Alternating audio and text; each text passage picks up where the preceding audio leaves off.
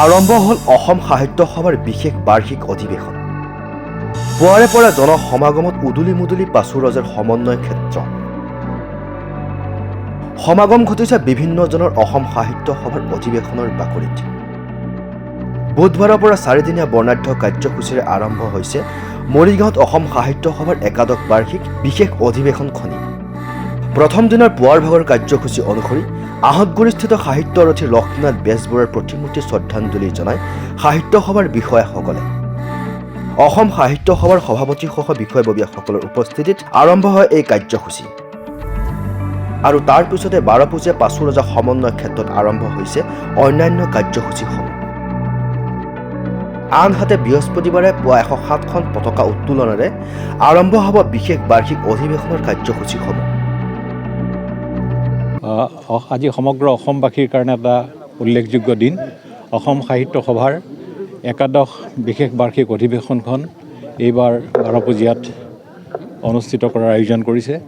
আৰু সেই উপলক্ষে প্ৰথম কাৰ্যসূচী হিচাপে সাহিত্যৰথী লক্ষ্মীনাথ বেজবৰুৱাৰ জন্মস্থান হিচাপে চিহ্নিত হোৱা এই আহঁতগুৰি অঞ্চলত তেখেতৰ যি প্ৰতিমূৰ্তি আছে তাত অসম সাহিত্য সভাৰ হৈ আমি সকলোৱে তেখেতৰ প্ৰতি শ্ৰদ্ধা নিবেদন কৰিছোঁ।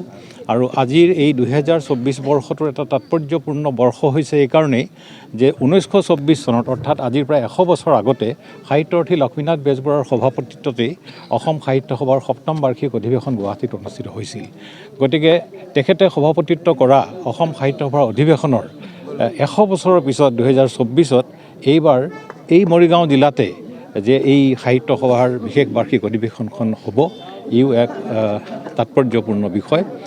আমি আশা কৰিছোঁ আগন্তুক দিনকেইটিত অসম সাহিত্য সভাই যিখিনি কাৰ্যসূচী লৈছে সেই সকলোখিনি কাৰ্যসূচী সফল ৰূপায়ণ হ'ব আৰু ইয়াৰ যোগেদি এটা সুদূৰ প্ৰসাৰী প্ৰভাৱ পেলাব। আৰু ভৱিষ্যতে অসমীয়া ভাষা সাহিত্যৰ উন্নতিৰ ক্ষেত্ৰত আজি এইকেইদিনৰ যিখিনি আলোচনা বা পৰ্যালোচনা হ'ব এইখিনিয়ে যথেষ্টভাৱে সহায় কৰিব। মৰিগাঁৱৰ পৰা মনোৱাৰ হুছেইনৰ ৰিপৰ্ট, মাই নিউজ এনি।